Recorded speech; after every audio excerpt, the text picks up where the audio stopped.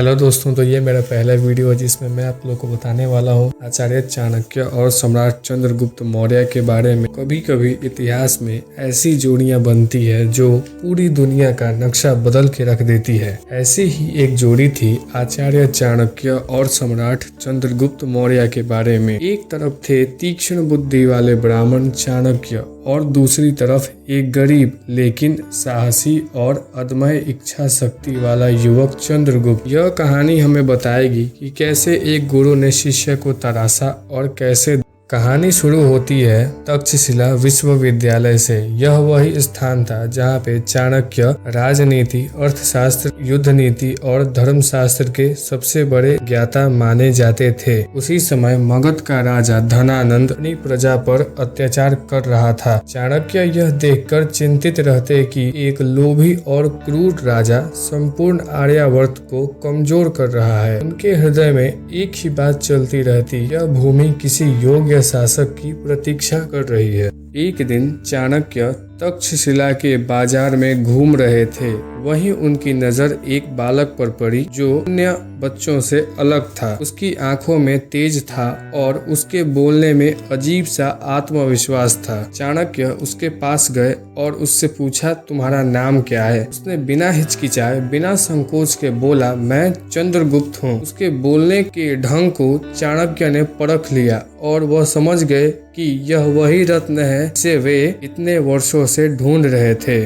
उसके बाद चंद्रगुप्त चाणक्य का शिष्य बन गया। उसे युद्ध कला, धनुर्विद्या, घुड़सवारी, तलवारबाजी से लेकर राजनीति, अर्थशास्त्र और कूटनीति तक चाणक्य ने उसे हर ज्ञान दिया। वे कहते थे कि असली शक्ति तलवार में नहीं, बुद्धि में होती है। उन्होंने चंद्रगुप्त को सिखाया कि साम्राज्य केवल बल से नहीं बल्कि नीति, धैर्य और दूरदर्शिता से जीता जाता है। कुछ वर्षों के बाद चंद्रगुप्त एक साधारण बालक से एक सक्षम सेना नायक और दूरदर्शी नेता बन गया। चाणक्य को जब विश्वास आ गया कि अब समय आ चुका है तो उन्होंने उत्तरी भारत के छोटे छोटे राज्यों से मित्रता करने की नीति बनाई। चंद्रगुप्त ने सलाह मानी, सेना तैयार की और धीरे धीरे अपनी शक्ति बढ़ाता गया। अंततः दोनों ने मगध की राजधानी पाटलिपुत्र की ओर कूच किया। नंद साम्राज्य के विरुद्ध संघर्ष लंबा था। कई युद्ध, कई रणनीतियां,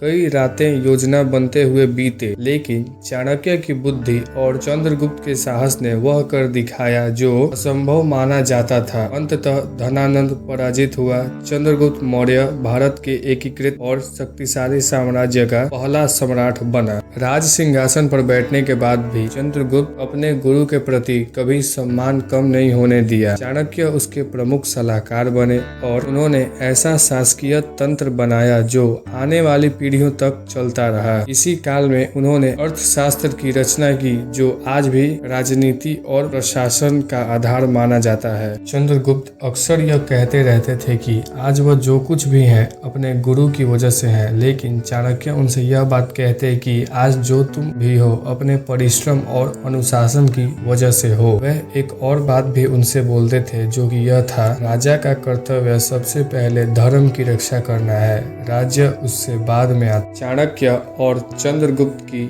यह जोड़ी इतिहास में अमर हो चुकी है। इन दोनों ने दिखा दिया कि अगर बुद्धि और बल एक साथ हो तो सिर्फ साम्राज्य नहीं बल्कि सभ्यता बदली जा सकती है। इन्होंने सिर्फ एक शासक नहीं गढ़ा, इन्होंने भारत की नींव को मजबूत किया, जिससे आज भी आदर्श गुरु शिष्य की सबसे महान मिसाल मान। अगर आपको यह वीडियो पसंद आई हो तो प्लीज एक लाइक और सब्सक्राइब कर दीजिएगा। अगले वीडियो में हम चंद्रगुप्त के पुत्र बिंदुसार और अशोक के महान गाथा के बारे में जानेंगे। धन्यवाद।